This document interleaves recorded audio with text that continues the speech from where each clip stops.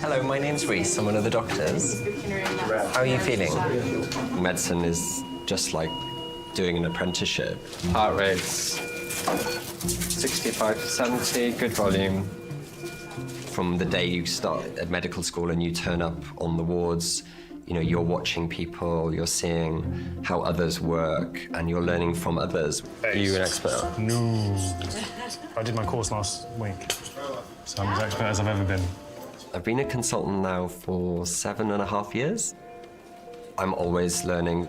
I probably learn more every day now than I did, you know, as a junior doctor. Let's think, so what do you need ready? So what's the worst case scenario that would happen? For me, it's really important to share knowledge as much as possible. So you need a plan for that between you and your nurse, because life is all about learning, and the emergency department is always teaching me how sort of precious that is. So how can you make it easier as possible to do your sedation and to do your drain? So positioning as best we can. Yeah. So get him upright. Yeah. So you can speak to radiology and say, can you have a look at his spine and neck for me and tell us it's okay so we can do this safely.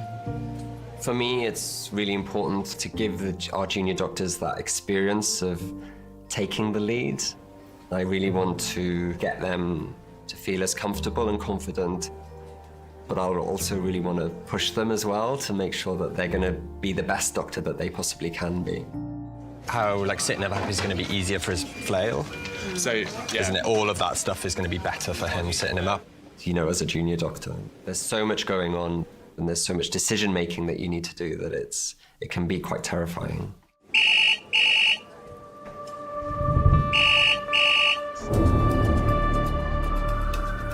A teenage boy is being rushed to St George's after being struck by a car. The impact of being hit by a car against such a vulnerable thing like the human body, you know, that's such a massive thing. Pretty much any part of the body could be injured. 16-year-old pedestrian versus car, bullseye the windscreen.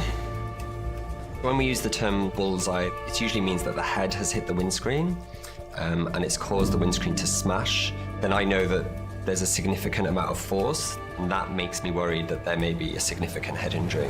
Anyway, my name's Reese. I'm the boss doctor. All right, just work. It's just a bit of a shock. Really. Yeah, of course. All right. You need to just totally examine your head to toe, basically, and just make sure you've not done anything, okay? In terms of imaging, I think we probably should.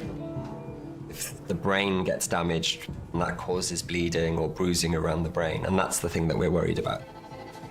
Unfortunately, a CT scan, it doesn't go without any risks. It's a dose of radiation.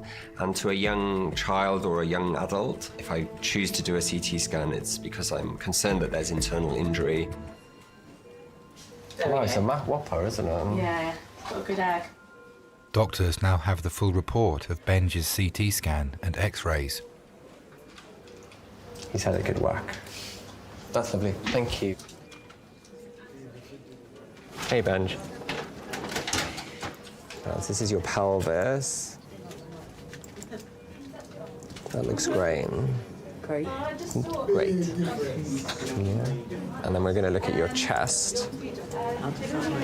Oh, yeah. You don't give me much time, do you? Yeah, you want answers, don't you, Ben? It's good. You're keeping me on my toes. I like it. Looks normal. That's for good. That's good. That's good, Benj. We've seen the CT scan of your head. Is it good? Yeah, it's good. Oh, that's good. Your heart rate's on the faster side, but I think that may be because you're a bit of a worrier, yeah. We see people sort of at probably maybe their most challenging times in their life. And when things maybe start to fall apart for people, it's usually when people learn what's important. And a lot of these stories and a lot of these patients sit with us and stay with us, and that has a massive impact on our lives and the way that we work.